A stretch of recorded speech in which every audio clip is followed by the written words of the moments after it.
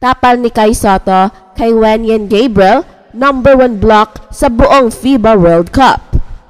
Tiyak ang dami na namang luhaan ngayong mga bashers at talangka. Pero ganun talaga. Kung magaling, ay magaling talaga.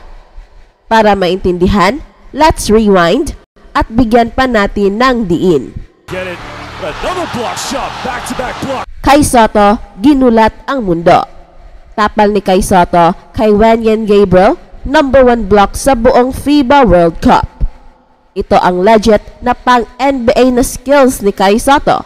Isang skill na natural lang sa kanya. Meron kasing insane timing si Kai Sotto that makes him a very great shot blocker.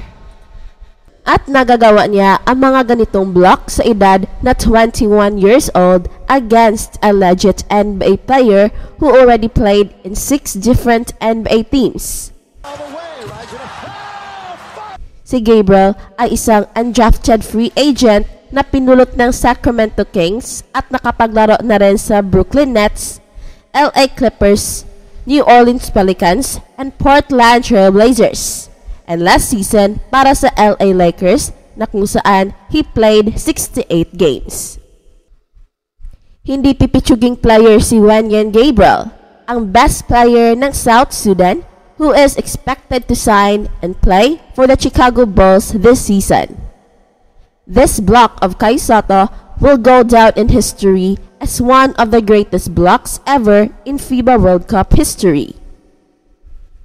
Taking everything into consideration, ay makikita talaga natin ang scary potential ni Kai Sotto sa rim protection. And again, he is doing this at age 21 years old against a legit NBA big man. At alam nyo ba na itong si Wenyen Gabriel ay isa ring great shot blocker and defender at pasok ang kanyang block sa top 3. Pero what is most impressive sa block ni Kai Sotto ay 3 attempts ng South Sudan dito ang na-disrupt ni Kai Sotto. Sa unang block ni Kai Sotto ay pinakita niya ang kanyang lateral defense and ability to block kahit na off-balance na siya. Sa pangalawa, ay pinakita niya ang kanyang intimidating presence. Hindi man niya nakuha ang block, pero he has done enough to disrupt the shot. And lastly, ay nakuha ang offensive rebound ni Wenyen Gabriel at ito isang point block range na sure dunk na sana. Pero hinintay ni Kai Sotto sa tuktok at binura ang tira for that very impressive block. Yan si Kai Sotto. Siguro naman wala nang mag-aalburuto kung sasabihin nating Kai Sotto ginulat ang mundo. Samantala, ang Washington Wizards ay pumirma uli ng veteran forward na si Taj Gibson. Ang 6'9" na si Gibson ay nag-average ng 3.4 points and 1.9 rebounds sa 49 games nung nakaraang season.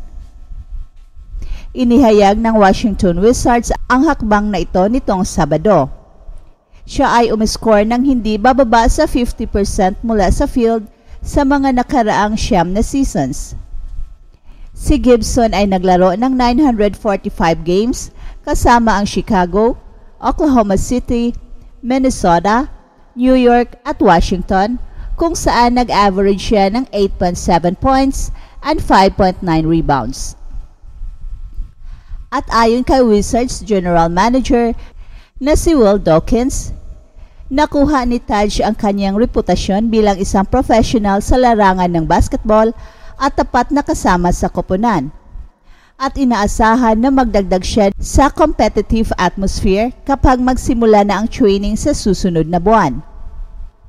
At si Michigan coach naman na si Juwan Howard ay sumasailalim sa heart surgery at inaasahan na magkaroon siya ng full recovery. Ayon sa mga opisyal ng paaralan, matagumpay na tinanggal ni Dr. Patel ang isang aortic aneurysm at inayos ang aortic valve ni Howard. Sinabi ni Patel na inaasahan na magiging ganap na malusog si Howard sa loob ng 6 hanggang 12 linggo at maaring bumalik sa programa sa loob ng 4 hanggang 6 na linggo.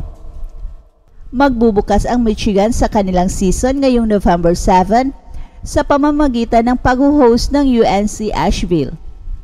At sa Michigan, Associate Head Coach na si Phil Martilli ang maglilingkod bilang interim head coach ng Wolverines habang nagpapagaling si Howard. I feel so grateful and blessed that this surgery was performed at University of Michigan Health.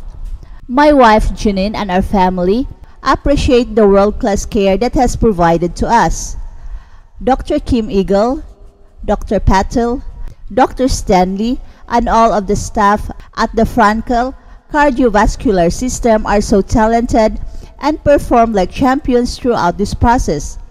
I am going to work very hard in my rehabilitation to be stronger than ever by the time our upcoming season is upon us, Howard said in a statement.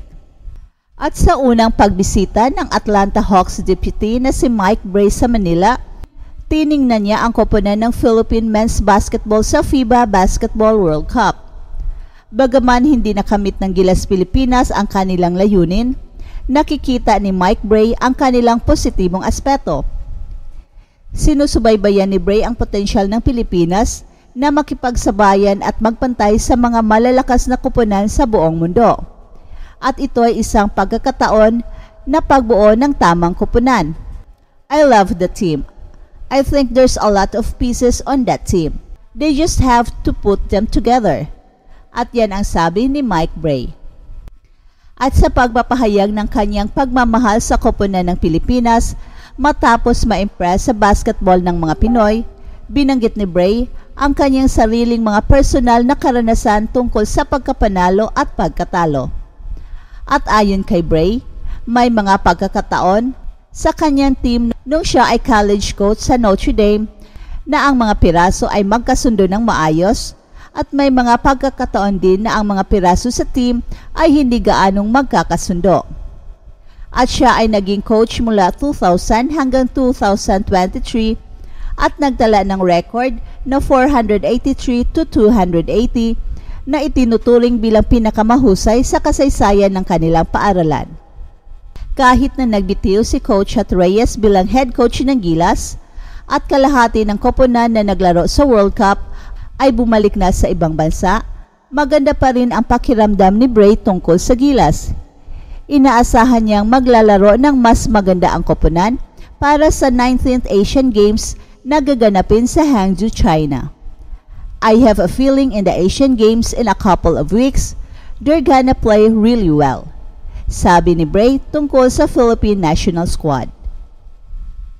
That's it for now, guys. Pero bago kami magtatapos, ay huwag kalimutan na huwag magpahuli sa mga pinakabago mga kwento at balita ng kasiyahan at tagumpay. Bahala na ang mga marites dyan.